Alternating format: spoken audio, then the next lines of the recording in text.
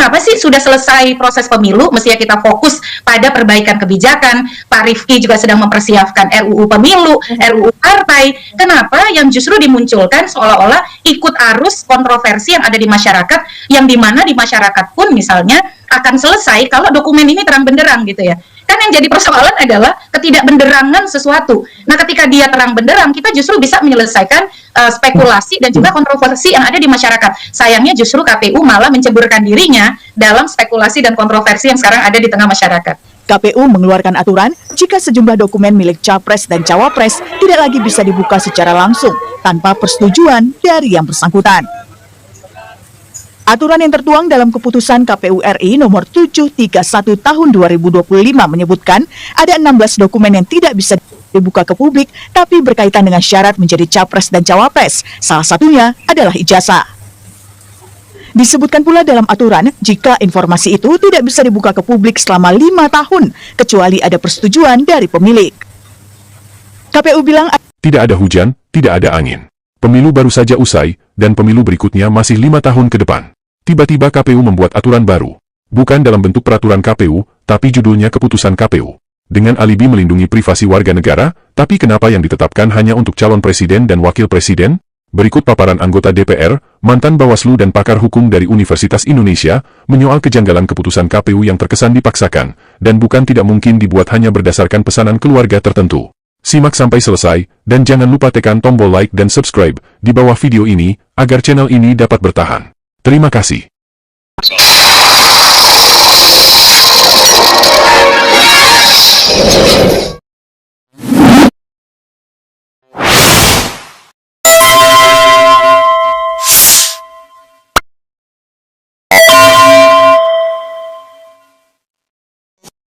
Refli Harun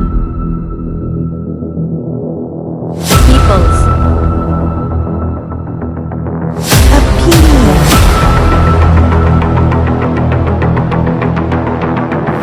Kejanggalan pertama, aturan dibuat dalam bentuk keputusan KPU bukan peraturan KPU. Sengaja menghindari kewajiban konsultasi ke DPR. Sedikit, model pilihan pengaturan atau model pilihan jenis peraturan perundang-undangan yang dipilih adalah keputusan KPU. Keputusan itu secara umum mengatur sesuatu yang bersifat konkret, yang bersifat bukan abstrak. Biasanya menetapkan objek tertentu yang konkret. Dalam konteks ini, kalau kita baca keputusan KPU nomor 731, itu idealnya diatur dalam peraturan KPU.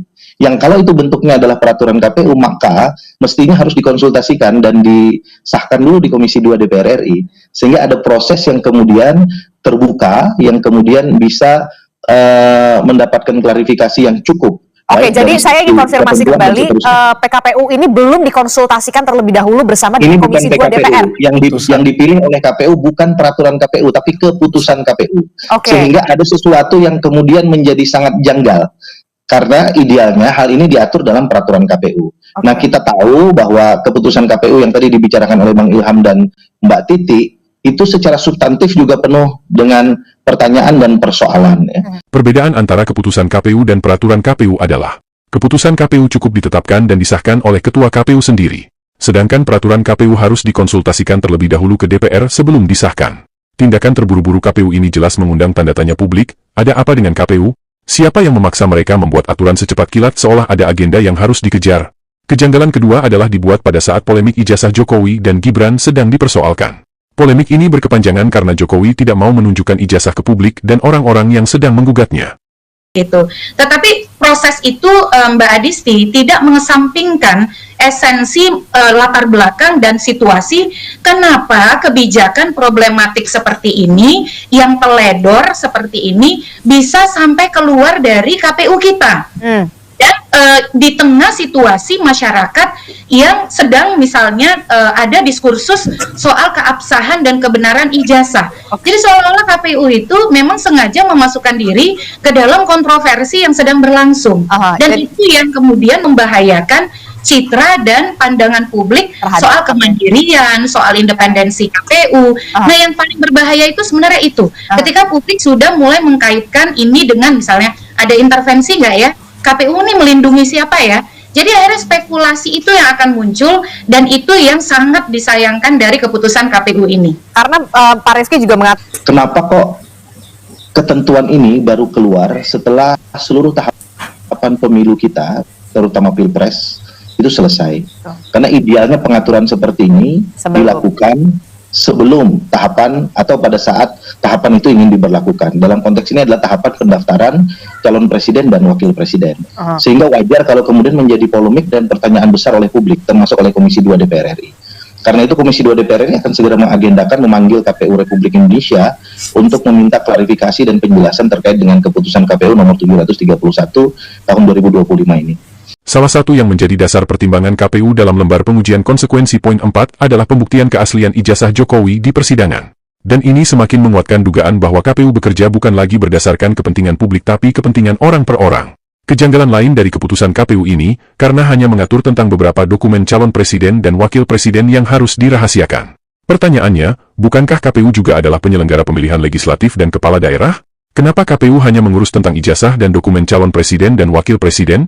Jika KPU memutuskan membuat aturan terkait pentingnya menjaga rahasia pribadi calon yang menjadi kewenangan KPU, kenapa mereka tidak membuat aturan yang sama untuk calon kepala daerah dan calon legislatif?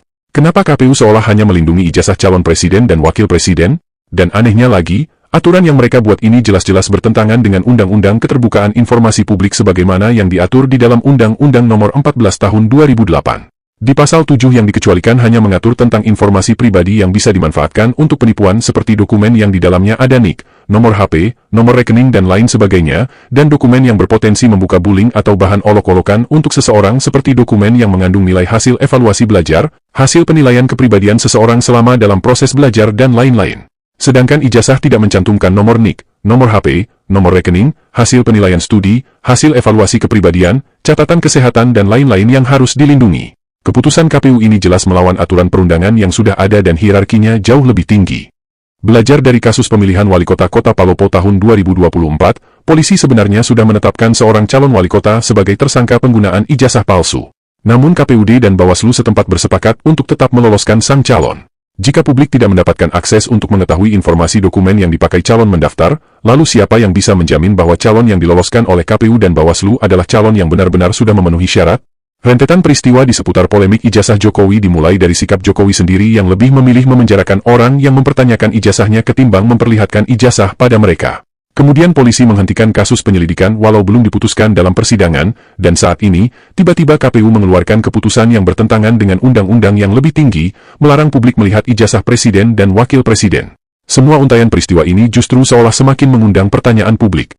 Kenapa semua institusi seolah bersekongkol memandang ijazah Jokowi bak harta karun paling bernilai di dunia yang tidak bisa dilihat dan disentuh orang lain? Apa sebenarnya yang disembunyikan di sana? Dan kenapa juga aturan ini dikeluarkan setelah ijazah anak sulung Jokowi Gibran Rakabuming ikut dipersoalkan? Apakah institusi seperti kepolisian dan KPU masih menyadari bahwa mereka digaji dan menggunakan biaya operasional dari anggaran pendapatan belanja negara, dan bukan dari uang pejabat tertentu? Belajarlah pada kasus Nepal. Pejabat yang terlena, bekerja hanya untuk kepentingan satu golongan, suatu saat akan mendapatkan pengadilan dari pemilik kedaulatan itu sendiri, yaitu